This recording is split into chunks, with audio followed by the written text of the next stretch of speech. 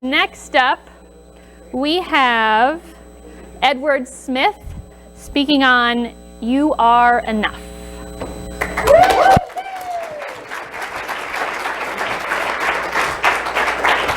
What's going on, everybody? First and foremost, before I make this about what I have to say, I appreciate what everyone else has to say.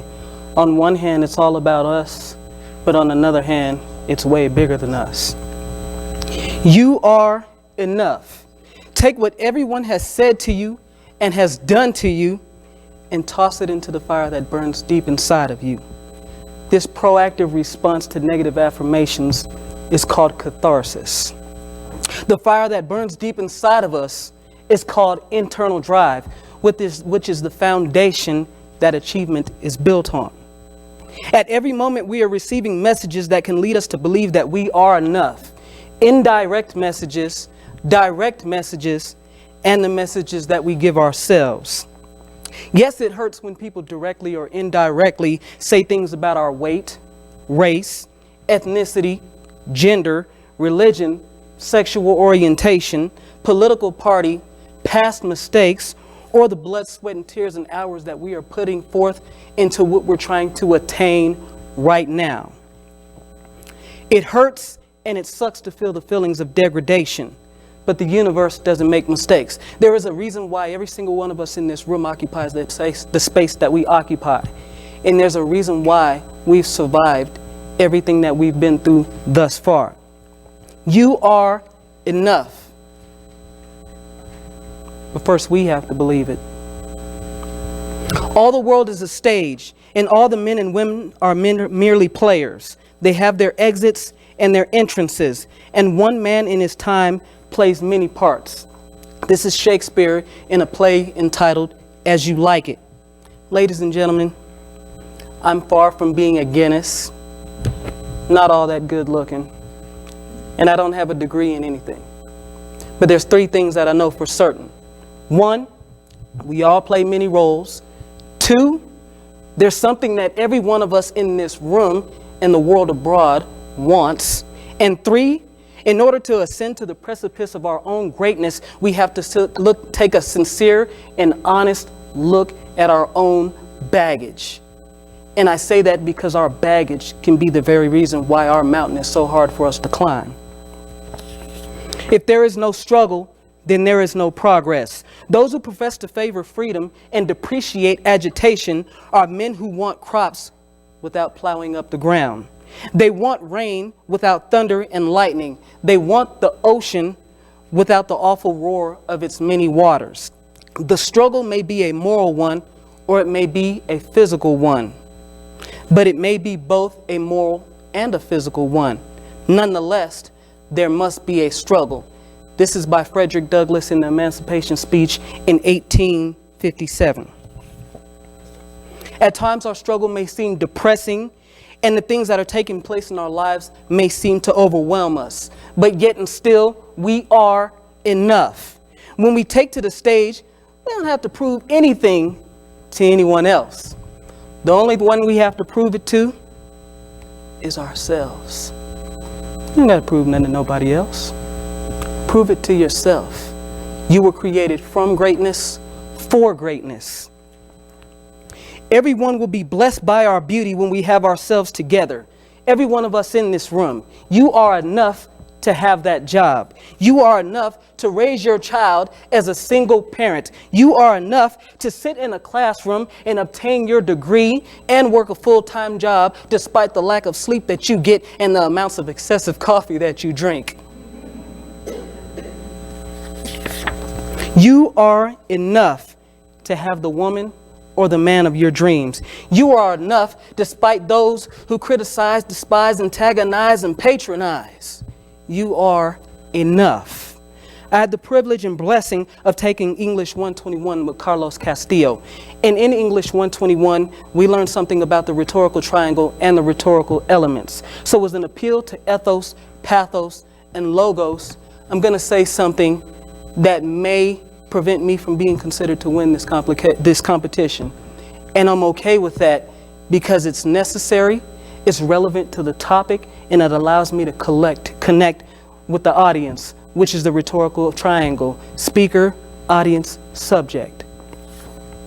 I was raised in a poisonous pedagogy, or simplified, I was taught that selling drugs was okay, I was taught that using drugs was okay, and I was taught that criminality was okay, and I was taken advantage of by an adult by the age of 12. By the age of 14, I was being raised by my mom, and by the age of 18, I became a gang member and sold drugs, and by the age of 21, I graduated and upgraded to prison with a first-class pass. Pass go and don't collect anything but the wreckage of my life. I went to prison as a persona named Eddie Kane, and I strived my whole life to be that because I was terrified that Edward Leon Smith wasn't enough. I lived as a persona, but guess what? The truth doesn't care how we feel about it. And the truth is, prison was the best thing that ever happened to me. And most people won't tell you that. I taught myself how to draw so I wouldn't have to ask my money for the hard-earned money that they were struggling every single day to generate. I fell in love with reading, and in falling in love with reading, I dubbed myself Ed Nerd Smith. And I love it. I think it's super dope, which is a euphemism for pleasant. I started taking every class available. I went to TC, graduated. CMRC, graduated. Was teaching classes to inmates and staff members because I fell in love with rational emotive behavioral therapy and cognitive behavioral therapy. And I said, you know what? I'm going to help people to reach inside themselves and draw out their core beliefs and their surface beliefs so that they can become the best version of themselves. I fell in love with that. And after 11 and a half years of being incarcerated, I was denied community corrections 4 times, parole 2 times. Got out, was released to a program called Pier 1, stood there for 2.5 years. And a week before my graduation, the one thing my mom was about to see me graduate, she passed away from stage 4 lung cancer. And the amazing part of that is I never gave up and I will never quit because I am enough.